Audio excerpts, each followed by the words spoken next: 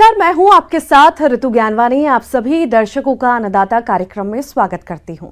हमारे देश का किसान जन का पोषक है, वो श्रम का देवता है, अन्नदाता है, उसमें ही भारत की आत्मा निवास करती है। ऐसे ही किसानों की प्रगति के लिए हम खेती बाड़ी से जुड़ी हुई बहुत सी नई लाभकारी जानकारियां हर रोज सुबह लेकर आते हैं। तो चलिए कार्यक्रम शुरू करने से पहले देखते हैं क्या है आज के अन्नदाता कार्यक्रम में। खरीफ प्याज की उन्नत किस्में और नर्सरी तैयारी पर तकनीकी सलाह।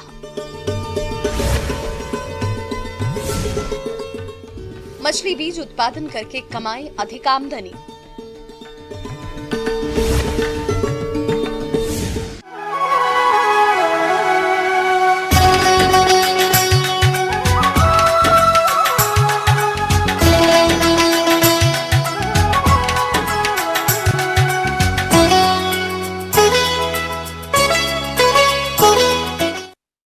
हमारे प्रदेश में ऐसे किसान जो प्याज की खेती करना चाहते हैं, वे अभी इसकी नर्सरी तैयार कर सकते हैं। लेकिन स्वस्थ नर्सरी तैयार करने के लिए किसानों को उन्नत किस्मों के चयन कर वैज्ञानिक ढंग से इनकी बुआई करनी होगी, जिसके बारे में तकनीकी जानकारी दे रहे हैं कृषि विश्वविद्यालय के डॉक्टर।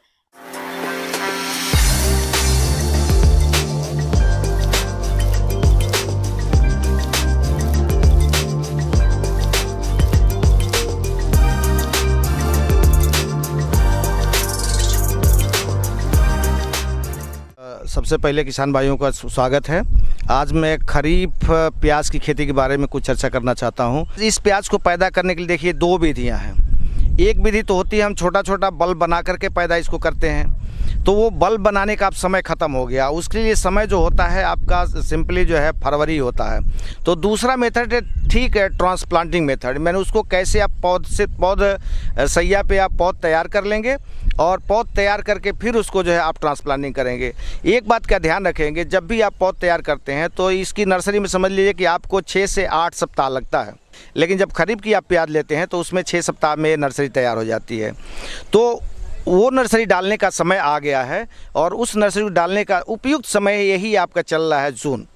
दूसरी चीज़ है, इसकी वैरायटीज़ तो बहुत है, लेकिन 2 वैरायटी ऐसी है जो एकदम राष्ट्रीय स्तर पे और अपने बिहार कंडीशन में बहुत ही उपयुक्त है। वो है आपका एग्रीफाउंड डार्क रेड और N50 नेफाड 53 यानी N53। ये 2 वैरायटी जो है पूरे नेशनल लेवल पे है। इन 2 वैरायटी को अपनाइए और इससे आपको अच्छी पैदावार मिलेगी। आमतौर पर सभी किस्म की भूमि में इसकी खेती की जाती है, लेकिन उपजाऊ दोमट मिट्टी जिसमें जीवांश खाद प्रचुर मात्रा में हो व जल निकास की उत्तम व्यवस्था हो वह सर्वोत्तम रहती है। पौध के लिए क्यारी ऐसे स्थान पर बनानी चाहिए जहां पर सिंचाई और पानी के निकास का अच्छा प्रबंध हो। वही भूमि समतल तथा उपजाऊ होनी चाहिए। आसपास छाया वाले वृक्ष नहीं होने चाहिए। इस समय आप जो है जैसे उसमें बेड बनाते थे रबी के प्याज में, उसी तरह से ठीक 3 मीटर लंबा, 1 मीटर चौड़ा और 15 सेंटीमीटर ऊंचा आप जो है नर्सरी से तैयार कर लीजिए और उसको हल्की सी सिंचाई करके पूरी तरह से नमी बना लीजिए। और इसको बुआई के लिए देखिए कम से कम जो है हमने बताया था कि 50 बेड की ज़रूरत पड़ेगी अगर 3 स्क्वायर मीटर का एक बेड लेते हैं तो। और पूरा एरिया आपको जो लगेगा वो 150 वर्ग मीटर लगेगा, बस इससे ज़्यादा नहीं लगेगा। तो इसको जो है कितना बीज लगेगा, इतने में जो आपका जो है आपका 10 से 12 केजी बीज लग जाएगा 1 हेक्टेयर के लिए। तो 1 हेक्टेयर के लिए आपके नर्सरी एरिया तैयार हो कि 150 वर्ग मीटर लगेगा और 150 वर्ग मीटर में आपको 10 से 12 केजी बीज की जरूरत पड़ेगी। बीज बोने से पहले क्यारी की भली भांति गुड़ाई करनी चाहिए। वहीं प्रति वर्ग मीटर क्षेत्र में 4 से 5 ग्राम कैप्टान या थायराम मिलाना चाहिए। प्रत्येक क्यारी में 15 से 20 किलोग्राम अच्छी तरह सड़ा हुआ गोबर खाद तथा 10 से 15 ग्राम दानेदार फ्यूरोडान मिला देना चाहिए। क्यारी को समतल करने के बाद 8 से 10 सेमी की दूरी पर 1.2 सेमी गहरी नालियां बनाकर क्यारी तैयार कर लेना चाहिए। क्यारी तैयार होने के बाद बीज को फफूंदनाशक दवा जैसे कैप्टान या थायराम से अवश्य उपचारित कर लेना चाहिए ताकि प्रारंभ में लगने वाली बीमारियों के प्रकोप से पौधे बच सके। तो लेकिन उसको बीज को डालने से पहले थोड़ा सा उसको 24 घंटे आप जो है भिगो लीजिए। भिगोने के बाद उसमें हल्का हल्का सा दिखाई पड़ने लगे तब आप डालिए, वो ज़्यादा अच्छा है, उसमें अंकुरण जल्दी होता है। और उसको आप बीज जो है आप चाहे तो लाइन से आप सोइंग करें, छिटकवा बीज भी डालते हैं, लाइन से भी सोइंग कर सकते हैं। लाइन से सोइंग करने में सुविधा ये होती है कि आपको निराई गुड़ाई करने में सुविधा रहती है, सिंचाई करने में भी सुविधा रहती है, तो ये थोड़ी सी सुविधा रहती है, पौधे को प्रकाश भी बढ़िया मिलता है। तो आप उस नर्सरी में छिटकवा विधि भी डाल सकते हैं और लाइन से भी डाल सकते हैं, दोनों विधि से आप डाल सकते हैं। अब आप नर्सरी में जैसे बिचड़ा आप डाल देते हैं, बिचड़ा डालने के बाद आप जो है हल्का सा उस पर जो है मल्च डाल देंगे। मल्च डालने का मतलब ये होता है कि देखिए उस समय गर्मी का महीना है, अभी जो गर्मी का महीना है तो बहुत मॉइस्चर लॉस बहुत फास्ट होता है, नमी बहुत ह्रास बहुत जल्दी होता है। तो आप थोड़ा सा मल्च डाल देंगे, पलवार डाल देंगे तो वो मॉइस्चर लेवल को मेंटेन करता है और सीडलिंग को, पौधे को उगने में भी मदद करता है। जब बीज का जमाव हो जाए तो कांस अथवा पुआल की परत को हटा देना चाहिए ताकि पौधों को धूप व हवा लग सके। नर्सरी में आवश्यकता अनुसार हल्की सिंचाई और निराई करते रहने से 6 से 7 सप्ताह बाद पौध रोपाई के लायक हो जाती है। अंकुरण के बाद कैप्टान या थायराम 2 ग्राम प्रति लीटर पानी का घोल पौधों की जड़ों के पास मृदा में डालने से जड़ गलन तथा अन्य बीमारियों का भय नहीं रहता है। अब आपका जब नर्सरी तैयार हो गया, नर्सरी तैयार होने में हमने बताया कि कम से कम 6 सप्ताह लगेगा। 6 सप्ताह में आपकी नर्सरी तैयार हो जाएगी, मतलब 15 जुलाई के आसपास शुरू हो जाएगी। किसान भाइयों, अब लेते हैं एक छोटा सा ब्रेक।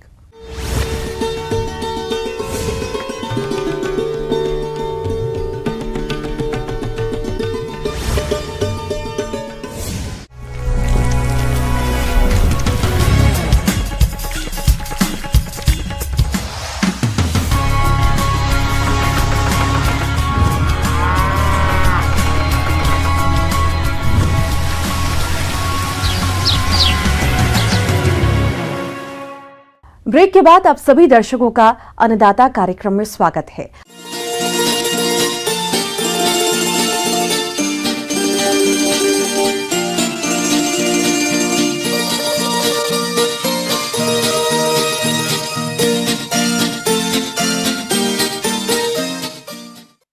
बिहार और झारखंड राज्य में मत्स्य पालन को लेकर काफी संभावनाएं हैं और पिछले कुछ दशकों से मत्स्य पालन में खेती का रूप ले लिया है। मछली पालन से रोजगार के अवसरों को बढ़ाकर ग्रामीण क्षेत्र के वैसे समुदाय जिनकी आजीविका खेती पर आधारित है, उनके आर्थिक और सामाजिक जीवन में बदलाव लाया जा सकता है। अगर आप अच्छी मछली पालन के तहत मछली बीज उत्पादन करें तो इससे भी आप अच्छी आमदनी कमा सकते हैं।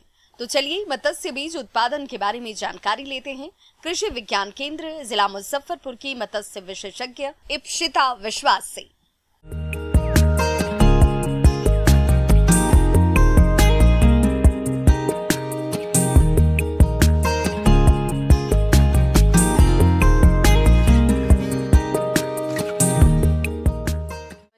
मत्स्य किसानों, आज हम लोग मछली पालन के साथ साथ मछली पर्यावरण या फिर उसका ट्रांसपोर्टेट कैसे करेंगे और आपको क्या क्या मुद्दे को ध्यान रखना चाहिए उसके बारे में चर्चा करेंगे। पहले तो ये है कि जो भी आप मछली पालन करते हैं वो मार्केटिंग होना बहुत ज़रूरी है, क्योंकि मार्केट का जो प्राइस है, मतलब बाज़ार का जो दर है, उसके हिसाब से आप हम लोग तय करते हैं या फिर मत्स्य कृषकों ने तय करते हैं कि कौन सा मछली पालन करना चाहिए। यानी हर पूरे ज़्यादातर मैं मीठा पानी मछली के बारे में ही बात करना चाहूँगी। ज़्यादातर अभी इतना ज़्यादा प्रजाति मछली हम लोग पालन करने लगे हैं। पहले हम लोग सिर्फ रोहू, कतला, नैनी ये सब पालन करते थे। अब धीरे धीरे हम लोग डाइवर्सिटी, मतलब मछली का अलग अलग प्रजाति के ऊपर पॉलीकल्चर करना शुरू कर दिए हैं। इनमें से आता है silver carp, common carp, grass carp, साथ ही साथ कार्प को छोड़कर भी हम लोग कवई, गरई ये सब मछली को भी लेना शुरू कर दिए हैं। अभी देखा गया है कि मोनोसेक्स तिलापिया, पापदा ये सब मछली भी बहुत अच्छा दर दे रहे हैं और ज़्यादातर पापदा मछली जो है वो कार्प से भी बेहतर मार्केट वैल्यू है। तो इस हिसाब से हम लोग मछली को पहले चयन कर लेते हैं पालन के लिए। मत्स्य पालन हेतु 0.2 हेक्टेयर से 5.0 हेक्टेयर तक ऐसे तालाबों का चयन किया जाना चाहिए जिनमें वर्ष भर 8 से 9 माह पानी भरा रहता हो, तालाबों को सदाबहार रखने के लिए जल की आपूर्ति का साधन होना चाहिए। तालाब में वर्ष भर 1 से 2 मीटर पानी अवश्य बना रहे। तालाब ऐसे क्षेत्रों में चुने जाएं जो बाढ़ से प्रभावित न होते हों तथा तालाब तक आसानी से पहुंचा जा सके। यदि तालाब से पानी निकालना संभव न हो तो तल को समय समय पर रेकिंग करते रहना चाहिए तथा 1 टन चूना प्रति हेक्टेयर प्रति वर्ष किस्तों में डालना चाहिए। बहुत पहले देखा गया था कि मछली पालन ज़्यादातर बांस के कटोरे में या कोई भी पत्ते जैसे पलमीरा वो सब पत्ते में लोग ले जाते थे। पर धीरे धीरे जितना भी इम्प्रूव होते रहा, हम लोग क्या किए हैं, आइदर आप पॉलीथीन में जहाँ पर हम ऑक्सीजन देकर, अगर आप पॉलीथीन पैकेट में अगर आप मछली ट्रांसपोर्ट करने के लिए लेते हैं तो याद रखिए पानी वहाँ पर 1/4 होना चाहिए और 3/4 जितना भी पार्ट है वो ऑक्सीजन से भरे रहना चाहिए और उसको हम अच्छे से सील कर लेते हैं और एक्स्ट्रा सेफ्टी के लिए हम लोग डबल पन्नी इस्तेमाल करते हैं। तो ऐसे करके आप लगभग 24 से 48 घंटे आप अच्छे से मछली को ले जा सकते हैं ताकि मछली में कोई भी तनाव ना हो और आसानी से जब आप उसको दूसरे जगह में जब ले जाते हैं और दूसरे पर्यावरण में वो जब शामिल होते हैं तो वो सही रहता है कंडीशनिंग के बाद। तालाब में परिपूरक आहार, जैविक तथा रासायनिक खाद निर्धारित मात्रा में उपयोग करने पर मत्स्य बीज की संख्या सामान्यतः प्रति हेक्टेयर 5000 फिंगरलिंग तथा मिश्रित मत्स्य पालन में 10,000 फिंगरलिंग संचय किया जा सकता है। तालाब पूर्ण तैयार होने के उपरांत विभिन्न मत्स्य प्रजातियों जैसे कि भारतीय मेजर कार्प, मछलियों में कतला, रोहू एवं नैन और विदेशी कार्प, मछलियों में सिल्वर कार्प, ग्रास कार्प एवं कॉमन कार्प का मिश्रित पालन विशेष लाभकारी होता है। यदि 6 प्रकार की देशी व विदेशी कार्प मछलियों का मिश्रित पालन किया जा रहा हो तो कतला 20%, सिल्वर कार्प 10%, रोहू 30%, ग्रास कार्प 10%, नैन 15% और कॉमन कार्प 15% का अनुपात उपयुक्त होता है। यदि सिल्वर कार्प व ग्रास कार्प मछलियों का पालन नहीं किया जा रहा है और 4 प्रकार की मछलियां ही पाली जा रही हैं, तो संचय अनुपात कतला 40%, रोहू 30%, नैन 15% व कॉमन कार्प 15% होना लाभकारी होता है। यदि केवल भारतीय मेजर कार्प मछलियों का ही पालन किया जा रहा हो तो कतला 40%, रोहू 30%, नैन 30% का अनुपात होना चाहिए। कॉमन कार्प मछली का बीज मार्च, अप्रैल व मई में तथा अन्य कार्प मछलियों का बीज जुलाई, अगस्त और सितंबर में प्राप्त किया जा सकता है। तो पहले ये देखना है जब हम ट्रांसपोर्ट करते हैं, ट्रांसपोर्ट 2-3 तरीके से होता है। एक है जब हैचरी से हम लोग जब छोटे मछली बीज अंडा प्रस्फुटन होकर बीज होता है, स्पॉन होता है, तो वहाँ से हम लोग क्या करते हैं, तालाब या फिर नर्सरी या रियरिंग तालाब में ले जाते हैं, तो वो भी एक ट्रांसपोर्टेशन हुआ। तो इस तरीके का जो ट्रांसपोर्टेशन जब होता है तब इतना ध्यान रखिए कि मछली जब पर्यावरण करने के लिए जाता है तो उसको आप 1-2 दिन से खाना प्रयोग मत कीजिए, क्योंकि अगर आप खाना प्रयोग करते हैं तो मछली का जो स्ट्रेस है वो ज़्यादा बढ़ जाता है। तो हम लोग खाना प्रयोग नहीं करेंगे 2 दिन के लिए। और जब भी हम मछली को बाहर निकले मतलब पर्यावरण के लिए ले जाएंगे तो उसका जो स्टॉकिंग है मतलब उसको ओवरक्राउड हम कर देंगे, तो तब क्या होता है वो एक ही जगह में रहकर मतलब उसका एक हम एक्लिमेटाइज कर दे रहे हैं, उसको एक सहन शक्ति बढ़ा देते हैं कि वो कम जगह में एकत्रित कुछ घंटों के लिए रह पाए। तो उसको हम 1-2 दिन के लिए वैसे ओवर क्राउडिंग करके रख देते ताकि वो पर्यावरण के लिए एडप्ट हो पाए। तो उसके बाद हम लोग ले जाते, जैसे ये दोनों चीज़ हमको करना है, एक है हमको ओवर क्राउडिंग करना है और नेक्स्ट है हमको 2 दिन तक खाना प्रयोग नहीं करना है, तभी आप पर्यावरण के लिए उसको एक्लिमेटाइज मतलब एडप्ट कर पाएंगे। तो इस तरह हम लोग ट्रांसपोर्ट कर लेंगे। मत्स्य बीज संचयन के 15 दिन पूर्व प्रारंभिक मात्रा 5000 किलोग्राम ताज़ा गोबर प्रति हेक्टेयर की दर से डालना चाहिए और दूसरे माह से प्रति माह 555 किलोग्राम प्रति हेक्टेयर की दर से डाला जाता है। इसके साथ ही यूरिया 18 किलोग्राम या calcium ammonium nitrate 36 kilogram, single superphosphate 30 kilogram प्रति हेक्टेयर की दर से प्रति माह डाला जा सकता है। इससे वनस्पति प्लवकों एवं जंतु प्लवकों की उत्पत्ति होती है, जो मछलियों के लिए प्राकृतिक खाद्य पदार्थ हैं, जिन्हें खाकर मछलियां तेजी से बढ़ती हैं। जलीय वनस्पतियां मछली के शत्रु को आश्रय देती हैं। ये तालाब के ऑक्सीजन के संतुलन को प्रभावित करती हैं तथा मत्स्य खेत के समय जाल चलाने में भी बाधा उत्पन्न करती हैं। इनकी अधिकता से सूर्य की किरणें तालाब की तली तक नहीं पहुंच पाती, जिससे मछलियां बाढ़ प्रभावित हो जाती हैं। इसलिए मत्स्य पालन के पूर्व जलीय वनस्पतियों का उन्मूलन कर देना चाहिए। बारहमासी तालाबों में अनेक प्रकार की मांसाहारी तथा अनचाही मछलियां भी रहती हैं। मांसाहारी मछलियां मत्स्य बीज को हानि पहुंचाती हैं, जबकि अनेक छोटी छोटी अनचाही मछलियां भोजन संबंधी स्पर्धा पर नुकसान पहुंचाती हैं, जिन्हें यदि संभव हो तो समय समय पर जाल बिछाकर मांस भक्षी तथा अनचाही मछलियों को निकाल ही देना चाहिए।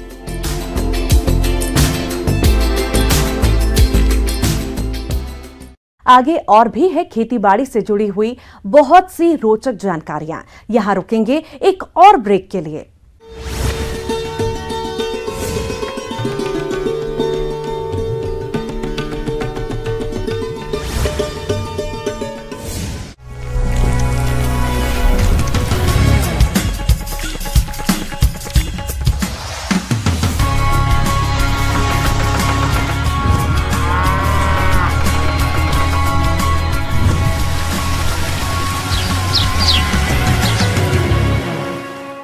ब्रेक के बाद एक बार फिर से आप सभी दर्शकों का अन्नदाता कार्यक्रम में स्वागत है।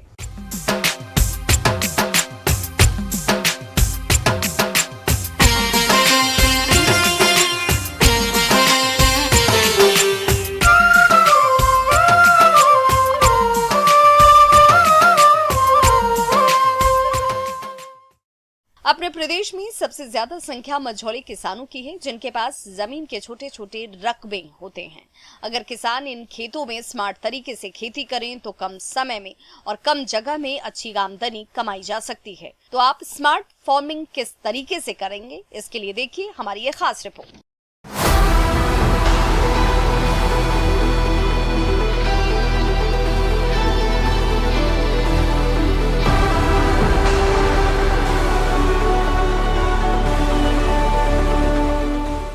किसान, जिसकी वजह से हमें भोजन मिलता है, फिर भी किसानों का एक वर्ग आज परेशान है, कर्ज में डूबा रहता है।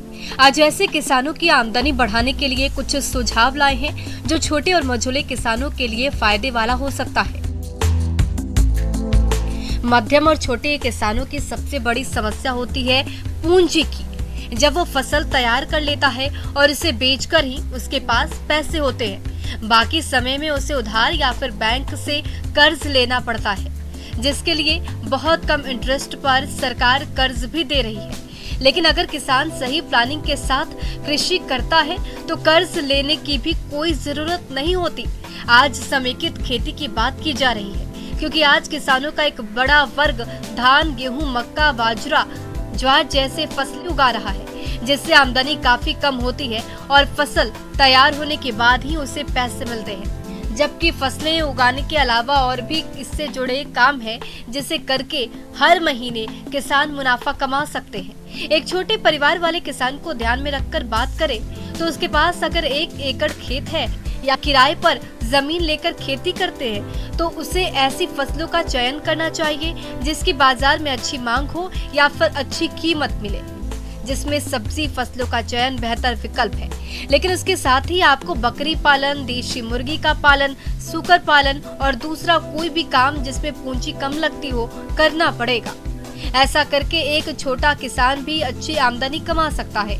इसी तरह से 2 एकड़ से अधिक जमीन वाले किसान अनाज की फसलों को उगाने के साथ सब्जी, मसाला या फिर औषधि की फसलें भी उगा सकते हैं। साथ में गाय और भैंस का पालन भी जरूर करें। इसके अलावा मछली पालन का कार्य भी कर सकते हैं। कुछ और अलग करना हो तो खेती से जुड़े कई और बिजनेस भी किया जा सकता है, जिसमें मेहनत तो है, फायदा भी बहुत है, जिसमें ब्रायलर और लेयर मुर्गी पालन, मधुमक्खी पालन, मशरूम उत्पादन जैसे कार्य कर सकते हैं। इनको करने में लागत और सही योजना जरूरी होनी चाहिए, तभी आप सफल हो पाएंगे। खेती और इन सभी कार्यों को करने में जोखिम भी रहता है, जिसके लिए किसान को तैयार रहना होगा। जैसा कि कई बार फसलें बाढ़, तूफान, आग या फिर अन्य किसी कारणों से पूरी तरह से नष्ट हो जाती है, वहाँ किसान लाचार हो जाता है। इसलिए फसलों का बीमा किसानों को अवश्य करा लेना चाहिए। इसी तरह पशुओं का भी बीमा होता है, जिसकी जानकारी कृषि विभाग से लेकर बीमा करवाकर आप जोखिम से बच सकते हैं। किसान कोई भी फसल ले या फिर अन्य खेती से जुड़े कार्यों में जो भी उत्पाद प्राप्त करता है, उसकी सही कीमत कैसे पाए, इसके लिए पहले से ही बाजार मांग और बाजार की व्यवस्था को समझकर ही फसलों का चयन या फिर अन्य कार्यों को करें। सिंचाई की व्यवस्था सबसे जरूरी है। जिस किसान के पास इसकी व्यवस्था अच्छी है और कृषि के सभी कार्यों को सही तरीके से कर रहा है तो वो कृषि से अच्छी आमदनी ले सकता है। लेकिन जिनके पास सिंचाई की समस्या है या सही समय पर सिंचाई नहीं मिल पाती है, उसी हिसाब से फसलों का चयन करना पड़ता है। ऐसे किसानों को खेती से जुड़े बिजनेस पर अधिक जोर देना चाहिए। अंत में किसानों को ये बताना चाहेंगे कि आज प्रति व्यक्ति खेती की जमीन कम होती जा रही है। ऐसे में पुराने तरीकों से कृषि करके समृद्ध किसान नहीं बन सकते। जरूरत है बदलते दौर के टेक्नोलॉजी को अपनाकर कृषि किया जाए और समृद्ध किसान बनकर देश की प्रगति में अपना योगदान दिया जाए।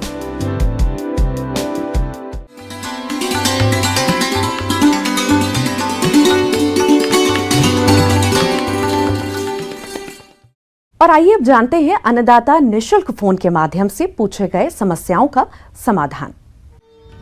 अन्नदाता निशुल्क फोन संपर्क सेवा के माध्यम से पूछे गए प्रश्नों में से आज हमने जिस प्रश्न को कार्यक्रम में शामिल किया है उसे पूछा है अनगढ़ा जिला रांची के कृषक केशव महतो ने।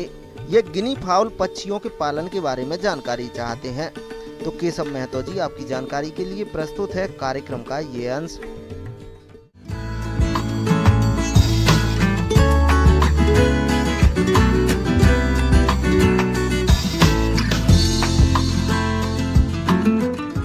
इसमें जब हम पोल्ट्री की बात करते हैं, पोल्ट्री ख़ास तौर से आम तौर पर लोग पोल्ट्री कहते हैं, मुर्गी के लिए सिर्फ करते हैं। लेकिन पोल्ट्री कहने का तात्पर्य हमारा सिर्फ मुर्गियों से ही संबंधित नहीं है। इसके अंदर में बत्तख भी है, टर्की भी है, गिनिया फाउल जिसको चाइना मुर्गी कहते हैं वो भी है, या तेतरी भी कहा जाता है। गिनी फाउल का पालन कम पूंजी वाले किसान बड़े आराम से कर सकते हैं, लेकिन आसपास अच्छी जगह होनी चाहिए जहां ये पक्षी घूम फिर सके और बाहरी चीजें खा सके। इससे इनके आहार का खर्च भी कम हो जाता है और तेजी से विकास भी होता है, जो खास तौर से उन किसान भाइयों के लिए बहुत ही लाभदायक है जहां पर चरने की व्यवस्था हो, क्योंकि ये चाइना मुर्गी यानी गिनी फाउल एक ऐसा पक्षी है जो कि स्कैवेंजिंग कहते हैं, जिसको हम चरने के इसमें अगर आपके पास कोई घेरा हो उसके अंदर में रख करके चरा करके इसका पालन कर सकते। इस पक्षी को अर्ध सघन बिछाली व्यवस्था में पालना सही रहता है। यह बहुत चंचल पक्षी होता है और घूमते रहना पसंद करते हैं, इसलिए इनके आवास में अच्छी जगह होना जरूरी होता है। तो गिनी फाउल आजकल पहले ये कहीं कहीं पर देखने को मिलता था, लेकिन अब इसका पालन भी मुर्गियों की तरह ही किया जा रहा है। तो गिनी फाउल के में अंडा देने की क्षमता भी अधिक है, लेकिन ये मौसमी अंडा देने वाली पक्षी हैं। अप्रैल से जैसे देना शुरू किया सितंबर तक, तो ये इनका अंडा भी थोड़ा नुकीला होता है एक तरफ और चौड़ा होगा दूसरी तरफ। ये 3 वैरायटी हैं। 3 वैरायटी में एक वैरायटी जो कि आप ज़्यादातर जगहों पर आप देखते होंगे कि चितकबरा टाइप का होता है, जैसे काला है उस पर सफ़ेद बिंदा बिंदा करके होगा, तो ये वैरायटी का नाम है पर्ल। दूसरा होता है एक सफ़ेद गिनी फाउल होता है जिसे हम कहते हैं वाइट, और एक स्लेटी कलर का होता है जिसे हम कहते हैं लेवेंडर। तो ये 3 प्रजातियां इसकी है, इनके रंग के आधार पर ही इनका नाम रखा गया है। और इसका पालन के लिए आप जिस तरह से मुर्गी पालन कर रहे हैं, अगर आप के पास व्यवस्था चराने की नहीं हो तो आप इसके मुर्गियों की तरह भी पालन कर सकते हैं, लेकिन इसको बिल्कुल बंद करके मत रखिए। इसके साथ इसके घूमने के लिए जगह चाहिए। इसमें इनका बढ़वारी भी अच्छा होता है, अंडा उत्पादन भी ज़्यादा अच्छा होगा। ये देखिए, इसके लिए अगर इन्हें चूज़ों की प्राप्ति के लिए गिनी फाउल का फार्म और कहीं पे तो इस तरह का फार्म है नहीं। आपको इज्जत नगर बरेली में केंद्रीय पक्षी अनुसंधान केंद्र है, वहाँ पर आपको संपर्क स्थापित करेंगे तो गिनी फाउल का चूजा या अंडा वहाँ से प्राप्त किया जा सकता है। झारखंड में अगर आप नया स्थापित करना चाहते हैं तो आप रांची पशु चिकित्सा महाविद्यालय से संपर्क स्थापित कर सकते हैं। और वहाँ से प्राप्त करके अगर आप उसे हैचिंग कराना चाहते हैं तो कहीं भी आप हैचिंग करा सकते हैं। ये इनका चूजों का हैचिंग 28 दिन में होता है, और या चूजे लाना चाहते हैं तो वहाँ से आपको चूजा या अंडा दोनों ही उपलब्ध हो जाएगा।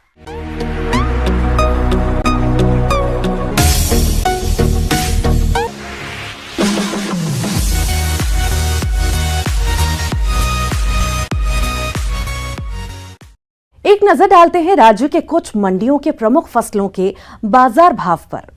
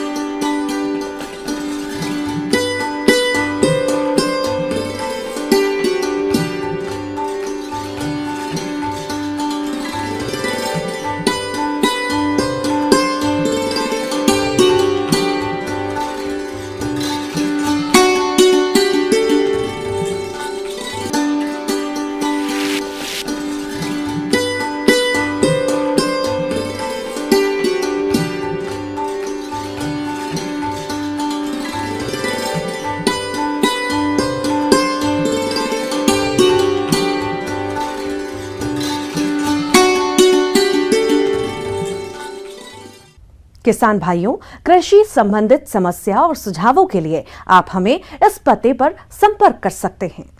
प्रोड्यूसर अन्नदाता, news 18 Bihar Jharkhand, Ramoji film city, Hyderabad 501512। साथ ही आप हमें ईमेल भी कर सकते हैं। हमारा ईमेल है p18annadatabihar@nw18.com।